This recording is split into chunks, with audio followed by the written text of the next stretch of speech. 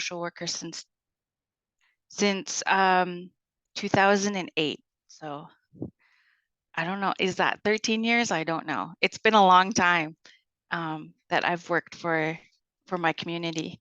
And going to share with you exactly where I work and what we do for our community. So I'm just going to open this up.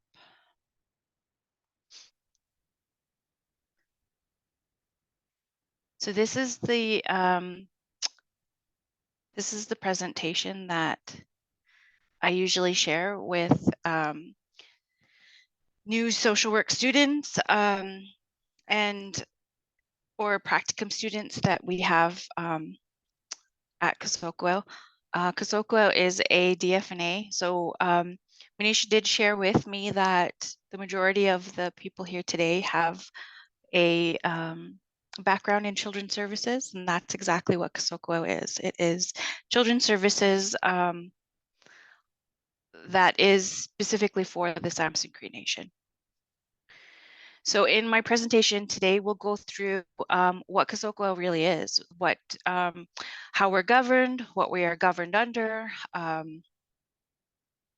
I'm not going to share with you the strategic plan. I should have taken that out. I apologize.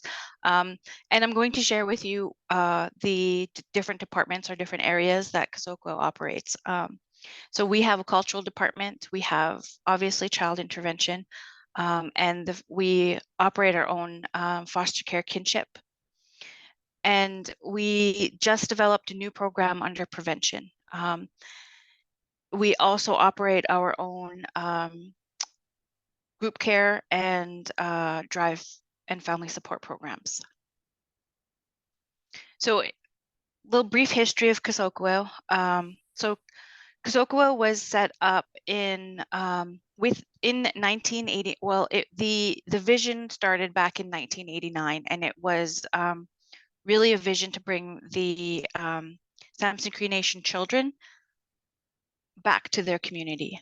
KCWS is the name of one of our late elders here in the community. His English name was Dolphus Buffalo, and rough translation, KCWS means a voice that is so powerful it can be heard from the heavens. And so the Samson Cree Nation Chief and Council signed our first agreements on June 20th, 1997. In 2014, we kind of went through our own growing pains as a DFNA and as an agency. We've back in that era, we were one of the few DFNAs with gang affiliations. We had really high caseloads and really high staff turnover. And with a lot of hard work and due diligence on our staff's part and our leadership's part, we were able to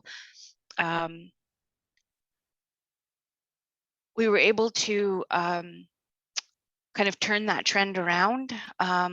I mean, we're definitely still doing that. It's something that's going to be happening on a long-term basis. It's not like, as you know, for those of you that work in children's services, it's an ongoing endeavor. You're never not going to run out of work. So, back in 2014, 2016, we were operating at caseloads of between 27 and 32 per caseworker. And back then we only had 9 caseworkers and 4 case aides. And we had over 360 kids in care at that time. Like I said, we've worked very hard to be able to bring those numbers down and to be able to hire more caseworkers and to adjust our planning and our agency to best suit the community. So today we have 2 casework units. We did condense it down from 5 to 2. And then we have our investigation assessment unit, and we have our placement resource. So that is our foster care kinship unit. And So we employ 11 caseworkers out of those 3 areas. In addition to our caseworkers, we also have our group care and drive program, and we have also begun a prevention unit. So like I said, the KCWS means, a voice that is so powerful it can be heard from the heavens. So what we've translated that to is we've translated that into our vision. And our vision is that we will be the voice for the children of the Musqueam territory. And our mission is that we incorporate Indigenous practices in protecting and empowering the families of the Samson Cree Nation.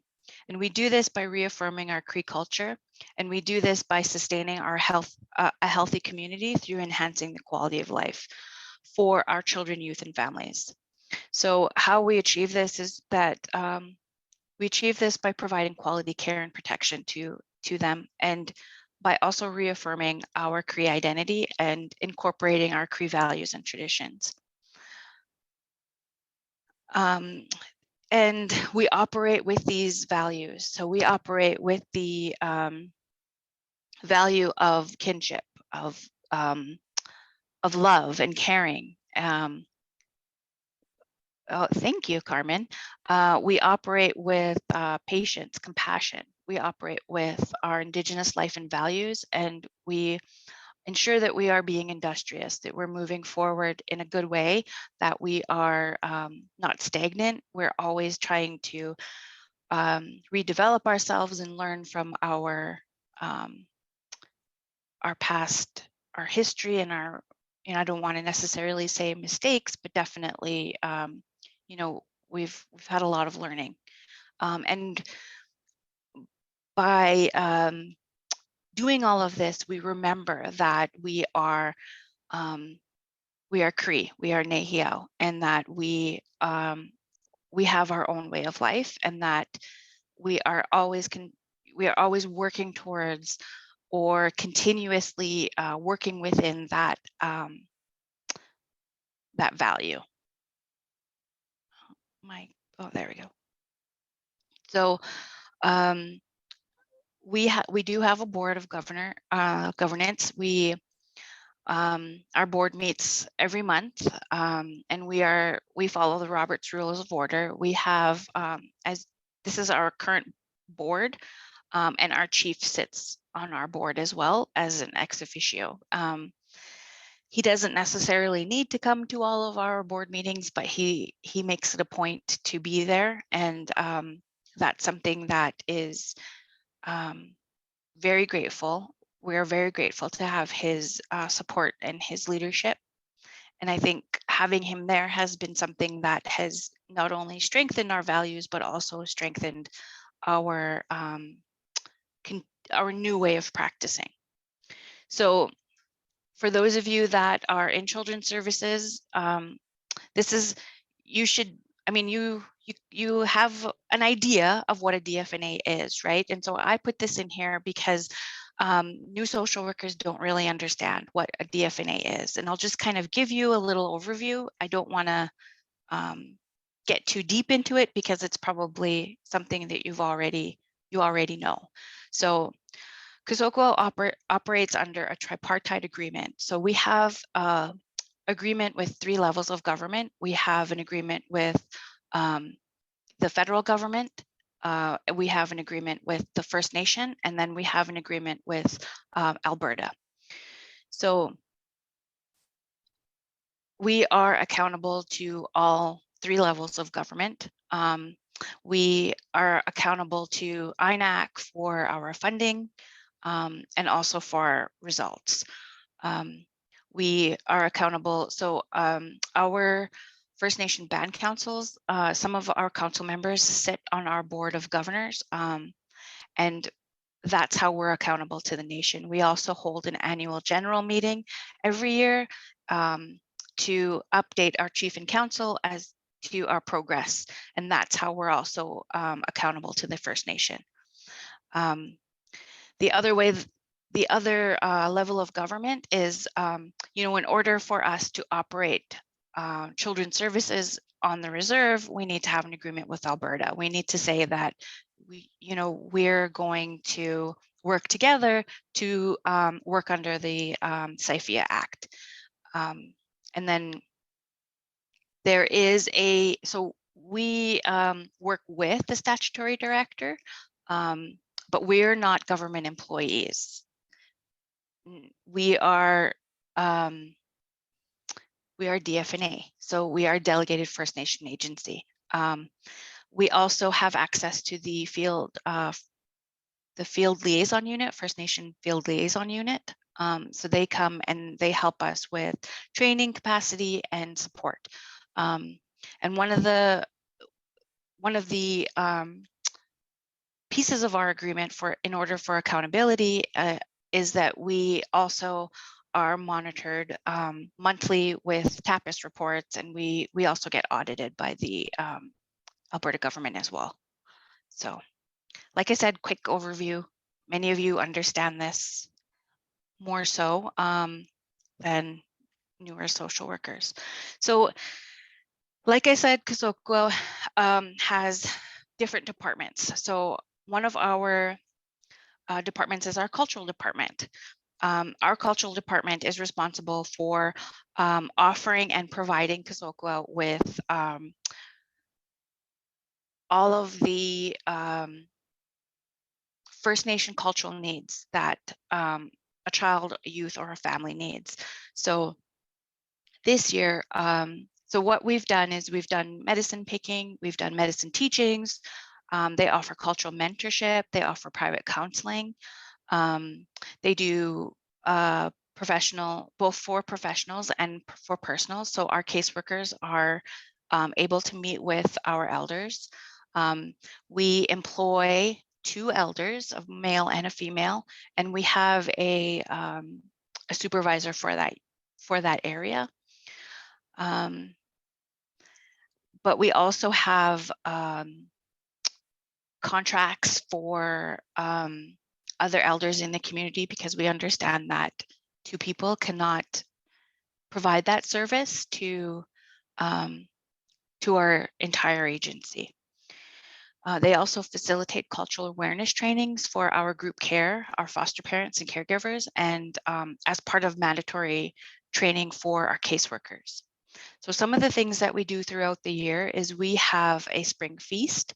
This is mandatory for all of the children in our care, but also for the children that are Samson Cree Nation band members that may be serviced through other agencies like Edmonton Red Deer, through the provincial CFS agencies. It is mandatory that they attend as well, and our band designate often will be the one to advocate for that. So our spring feast is one of our annual traditions. Our traditional powwow is another one that is our annual tradition that we ask for all kids to attend. And aside from that, we also have a back to school barbecue and a Christmas dinner that are other 2 mandatory events, because we understand that how important it is to keep that cultural connection for children that have left the reserve. So we make it mandatory that they come back to the reserve at least 4 times out of the year. So in addition to those 4 main events, we also offer basic Cree lessons. We offer staff and youth sweats. So this is a ceremony that is attended or is facilitated and attended by the cultural department. We do the rites of passage for our female, and we're working on the rites of passage for men. So this is also another ceremony that is performed for our youth who are at the point of puberty. It is it's a ceremony that is facilitated to teach a child that there's a next stage in life, which is adulthood. And these are the expectations of an adult. Basically, that's what rites of passage is. We also have regalia making, and we have summer camps. We used to have it for boys and girls. We still do, but this last year we've included family summer camps. So, and I'll get into that as to why we included families. So this is just a picture of the last powwow that we had.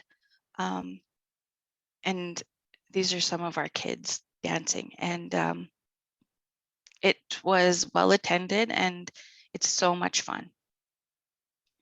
And by the way, if you're in the Musqueam area or the Samson Cree Nation area, April, let me see here, hold on a second.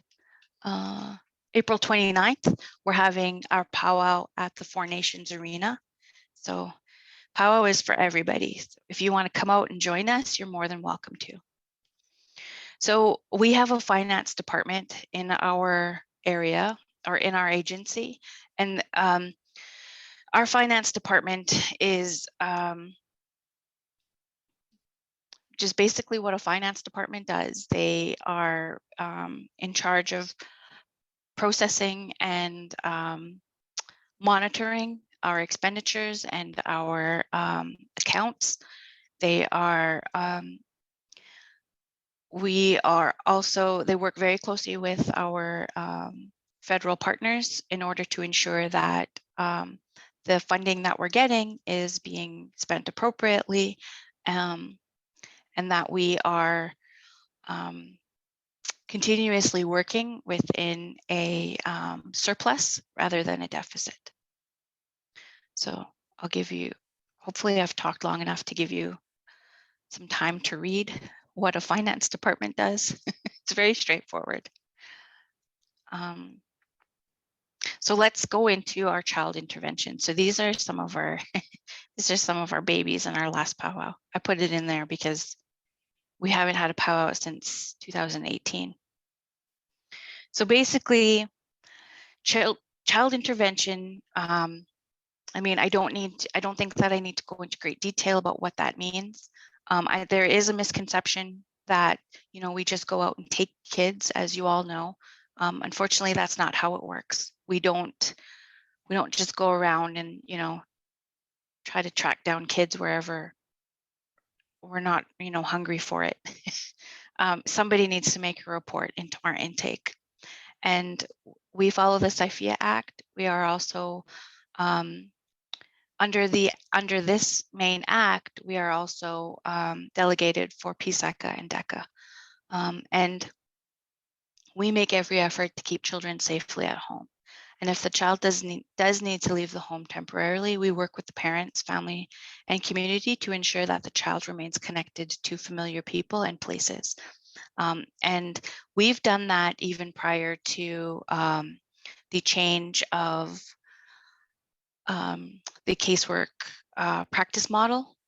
We've been doing that since our inception. So, you know, typically when a child comes into care into CFS, what happens is that, you know, there's a push for permanency planning, there's a push for adoption and private guardianship. But for us, we've always left that door open to bio families. And it doesn't matter if it was a year after, it didn't matter if it was 5 years after, 10 years after, we still make every effort to work with the bio family.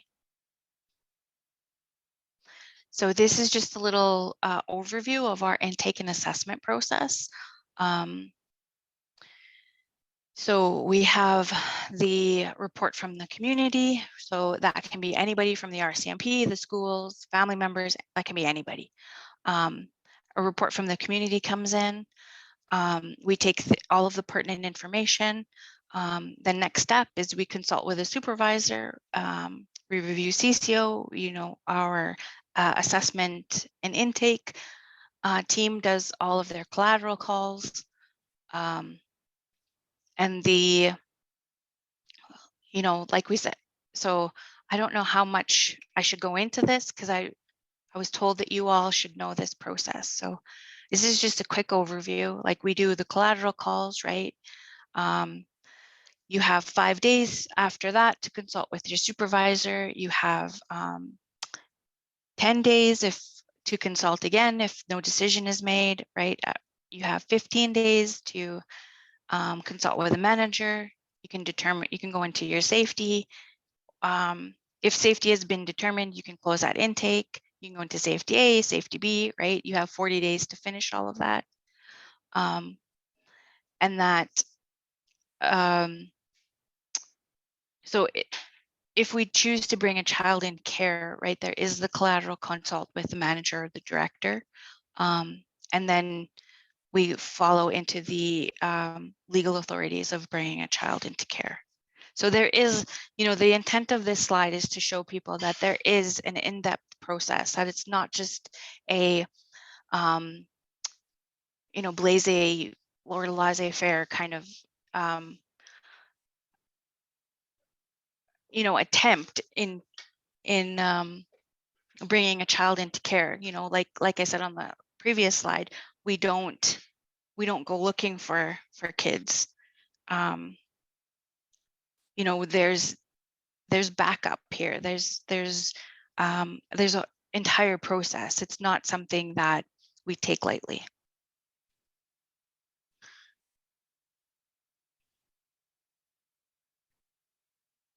So next is our placement resource unit. So this is our foster care kinship homes. This is the process or the flow chart in how we place a child into our foster care or our kinship homes.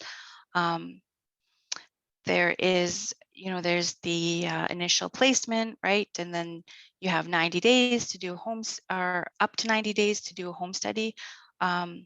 We've given ourselves the additional time or additional standard that we will complete this between 60 to 90 days and no later than that. And that's something that we've done for ourselves. It's not something that's mandated by SIFIA Act. If we cannot place into the foster care kinship, we will then go into group care. And through this whole process, we are very cognizant of keeping our sibling groups together. That and our sibling groups are are fairly large. It's quite common to have sibling groups that are 6, 7, 8, 9, 10. Very rarely do we get the 1 to 2 children. So in conjunction with the foster care kinship or the placement resource unit, one of the committees that we started is our GOCM Advisory Committee. So for those of you that are non-Cree speakers, GOCM means grandmother. So we have 7 grandmothers that have come. We've brought together that we meet every month, and the sole intent of this committee is to identify Samson Cree Nation members and families that would be considered placement for a child in care. And if for some reason we cannot find placement, we have developed family trees, and we've developed a process in order to reach out and have some kind of family connection with extended family members. So if we can't find placement, the next step then is to find connection. And that's what we do. That's what the GOCM Advisory Committee does. So out of the necessity of the 2014 era, 2016 era, we had no choice but to develop our own group care. We had no place to put all of our kids, and we had to develop something very quickly. However, it has grown quite immensely since those initial days of when it first started. And we have 3 homes in operation. So we have Pamatsawin. It's located within the reserve. We have Nitsan, it's located in Panuca, and then we have another one that's located in Wetaskiwin. Our fee-for-service group care employs 50 contracted workers, 30 of which are group home staff, or 34, sorry, and 16 administration staff.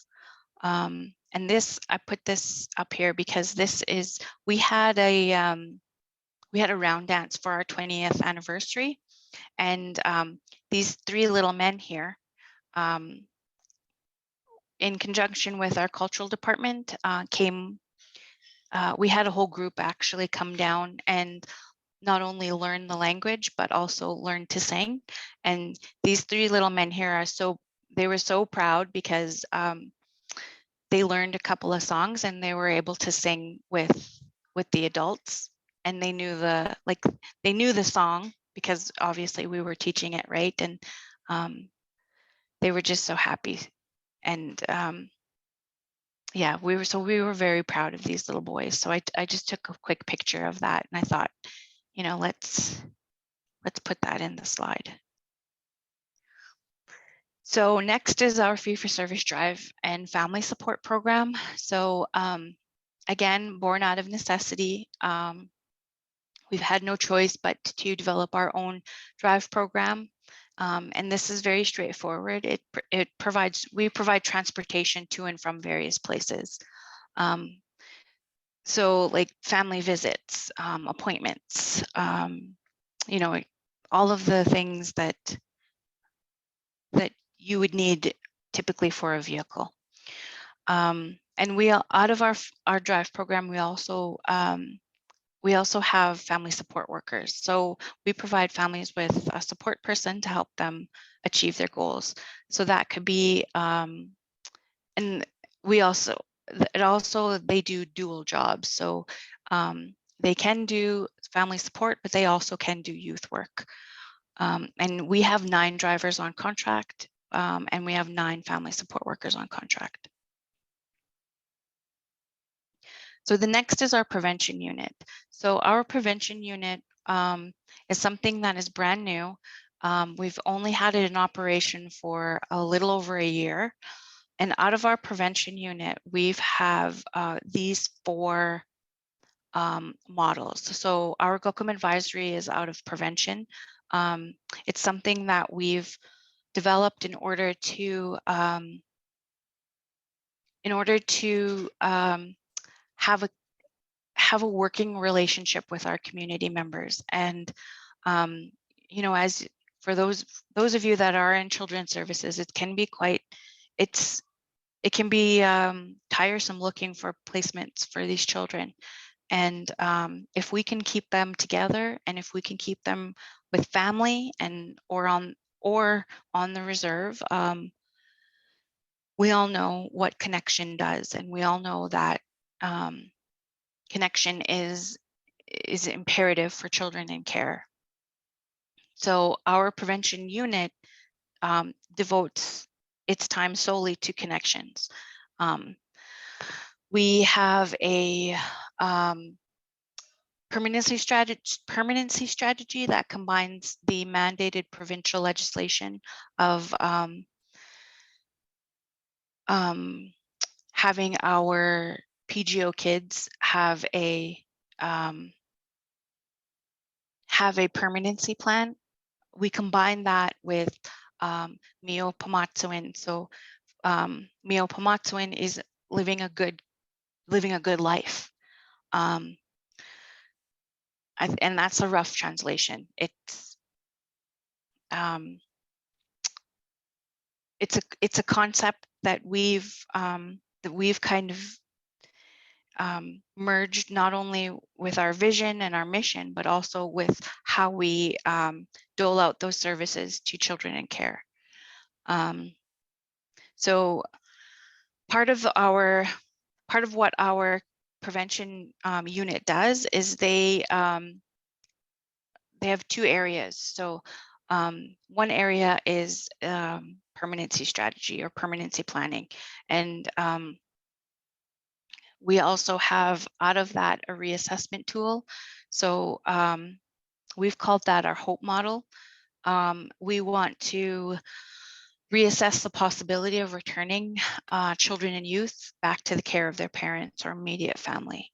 And if we can't do that, we want to successfully transition our children and youth into adulthood. And hopefully we have positive lifelong outcomes that come out of that model. And then we have, right, our COCM advisory, I went over that. We also have an emergency intake home. So in the event that, you know, it is inevitable, we are children's services, children do have to come in care. And we have, like I said, we don't have just a few kids coming into care. They're usually quite large family groups. And what we've developed is we've developed emergency intake home. So when they do come into care, that's the first place that they go. So they go there for between 30 to 40 days so that our casework team can have ample opportunity to plan for a long-term placement, whether that is taking the request to the COCM advisory, or whether that is taking the request to our next home, which is called Wichituin, or whether that is placing them in foster care, kinship, group care. And group care is our absolute last choice. It's not something that we like to do, but you know, as for those of us that have worked in this field for quite some time, it is inevitable. So we have our emergency intake home is open to, we have 2 levels. So each, I believe it's 14. So the first one is open to up to 14, and then the bottom half of the house is open to, I believe, 14. But I know it's going through some renovations right now, so that's probably changed as well. So the next piece in our connections project is the Wichituin home. So Wichituin means working together in Cree. And what we've done is we've created a house, we've built it from the ground up, and we provide wraparound services to families. So rather than apprehending the children, we work with the entire family. So if for some reason, you know, during that intake and assessment phase, we think that this family would be a good candidate for this placement, that's where we would be going. And there is a family in there now. So like I said, it's been open for about 1.5 years. And during that 1.5 years, we've had 4 families go through. So 3 families go through, and then we have 1 family in there now. And what we do is we provide all of the supports to help to mitigate those child intervention concerns. So it's really anything that the family identifies as a need, and then we work to facilitate that need. So whether that is anger management or therapy or whether that is meeting with an elder, whether that is ensuring that they have a successful routine for the kids, or maybe they want to go to work, or maybe they want to go to school and don't have babysitters, or it can be anything really. We've been really open-minded in terms of this concept, and really it was a dream when I first started at KCWS. We've been talking about it for many years, and to be able to kind of think outside the box, and to be able to help the entire family, and not break the family up, or, you know, only take out the kids and work on the kids, and then have the parents, you know, we basically give them a list of things to do and then say, have at her. With this, what we do is we help them. We essentially wrap services around them so that we can provide them the most success for them to be, or we facilitate rather, so that we can hopefully get more success out of the families that we work with. You know, rather than having it be authoritative, we are thinking within that Indigenous lens, and we are thinking within Pamatsuan, and, you know, how can we live a good life, and we're thinking within Wichituan, how do we work together? How do we do this so that not only the children are okay, but the family's okay, and by extension, our community is thriving. That's the intent of the Wichituan home. So I just would like to, and so these are some of our events. So this is our last powwow. This is the photo of the young men at our last round dance. And then here are our group of kids that we're teaching Cree lessons to, and they've learned the Cree prayer. And so this is at our children's Christmas dinner, and they offered the prayer before the meal. So you know, typically if you've been to any of our events, our elders will pray for us, but in this instance, we ask our children to pray for us. And that's what they've done, and they have all their papers, and they're so cute. So I just thought I'd share that with you, because I'm very proud of the progress that these kids have made. And then last but not least, this is our staff picture. We took this in 2019 with Dr. Cindy Blackstock, as you'll see her here. She came and visited us after our new building, and our building is right here behind you. And prior to the chart rulings and the Human Rights Tribunal, it was unheard of to have a DFNA or any agency really get a new building. We usually were getting you know, the cast off of the reserve, and we were living or working in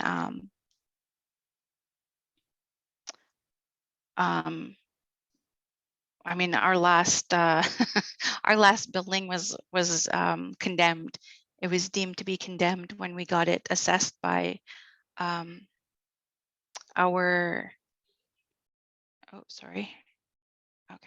when we got it assessed by our engineers, and Cindy was very instrumental in helping us to get our new building, and has been an advocate and an ally for KCWS for many years. And I thought I would share that with you, and you know, give her the accolades that she deserves, because she's been, like I said, she's been a instrumental part of KCWS.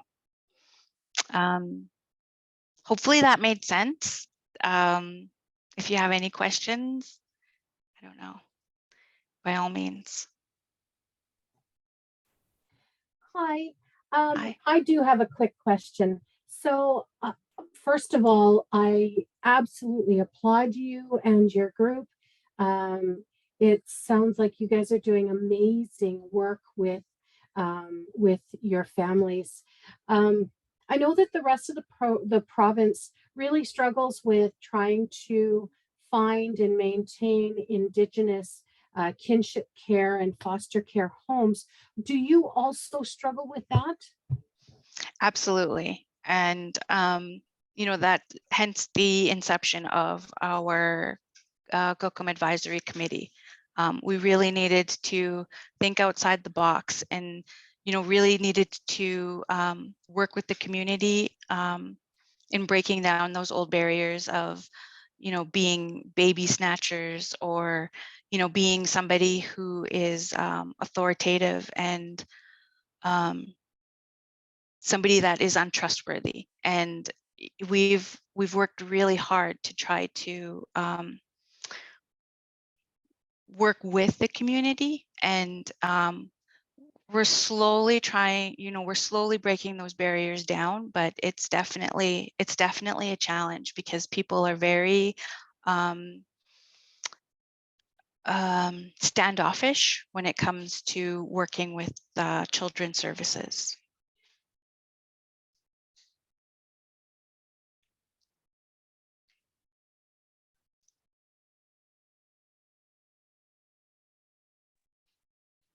Do you guys, for your practice and stuff like that, do you guys use signs of safety, or do you guys have your own type of, I'm just curious, just from my own curiosity, I guess. Yes, we do. Yeah. So we are fully delegated. All of our caseworkers go through all the mandatory training that is required from Alberta. And science of safety was a mandatory training way back. I can't remember when it first came out. It was like 2015, 16. Yeah, it was mandatory training, and it still is. So yes. That's when I started in 2014. So Mhm. about 2015 was when it started kind of really rolling out, right? Yeah. Yep. We've had a lot of success with it, actually. And with family group conferencing as well, we've had a lot of success with that.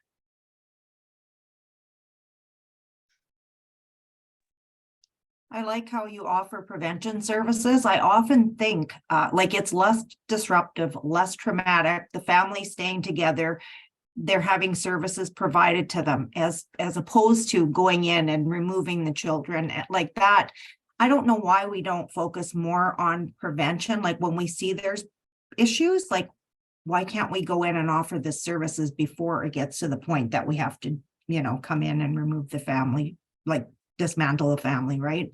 Mm-hmm. I really like that, and I think a lot more people would be open to working with children's services because I mean, if somebody came into my home and said, okay, we're going to remove your kids until you do this, I would be hostile. Like, I'd be like, you're not taking my kids I wouldn't want to work with you. So it just, if you say, I'll tell you what, we want to work with you. We want to keep the kids safe. We want to offer you, things that you need to get into a place that you can look after the kids, but we're going to keep you together. Does that sound fair? And most people would probably say, let's do it. Let's give it a try, right? Mm-hmm. Yeah, absolutely. We are trying to expand that side of our organization. So we are working with we've contracted out to a engineer team. I guess that's what you would call it. It's like they offer, a project manager who will do the examining of the land. I don't know what you would call that, right? But you have to examine the land before you build on it, right? So they do all of that stuff. They do the permits and all of that from the county that you need. So they do all of that for us. And we're looking at expanding that and offering, we would love, it's another dream, but we would love to have like a block. I don't know if that's even possible. That's just my dream. I would love to have like a block, right? Yeah. And maybe like, I don't know, Community. like a little center where they would all come together, and it would just be, we can like model that healthy community. I think that would be awesome. Supporting each other without judgment because we're all going through stuff, right? Absolutely. Yeah, I think that's great. So we're opening another home. I don't know when, but we're in the beginning processes of building that. So we will be able to take more families in. I was gonna ask, and so how successful has that program been? Like, has there been people that have gone through it and then they've relapsed and they become involved again? Or like what have you seen? It's quite new. So out of the 3 families that have successfully gone through it, 1 came back. Wow, pretty good. Yeah. So, I mean, but like I said, it's only been a year, right? It's like a year and maybe 4 months, maybe 6 months, maybe a year and a half. It's fairly new. Yeah. And I mean, I have big hopes for the outcomes. I hope that it does what the intention is and that it doesn't, hopefully because, some of the things that we struggle with is also leadership changeover. Like our board of governance changes every 4 years. And so, some people come in and they have different visions for the agency. And yeah, so my hope is that the continuity continues and that we don't go backwards, we continue to move forward. Yeah. And I think too, like with having a program like that, there's more incentive for people to participate because they are keeping the family together, right? As opposed to feeling, like I said before, maybe some bitterness, resentment, all those kinds of things. And then also more despair, and just like, why even bother, right? Yeah. Yeah. Do you find that when, like, I guess like in Sampson, do they have like family treatments out there? Like, is that, something that they do have? No. Okay, because my next question was like, what has your been experience with family treatment, right? Where the kids get to go with the parents and all of that. So I was just a bit curious to know, I guess on that end, how, that has been. That would be awesome. It really would be. Sampson is not unique in that we are not unique from the effects of opioids and that epidemic. We're sitting in the middle of 2 towns, and we're sitting in the middle of 2 big cities, and it finds its way here just like anything. And it would be ideal. I would love to have a treatment facility here, but Kasokwa wouldn't be the person or the agency to start that. That would be something else. That would be something that the nation, I think, would take on. But I would love that. Yeah. That would be awesome. I was just curious because I wasn't sure what type of resources were out there either. So, yeah.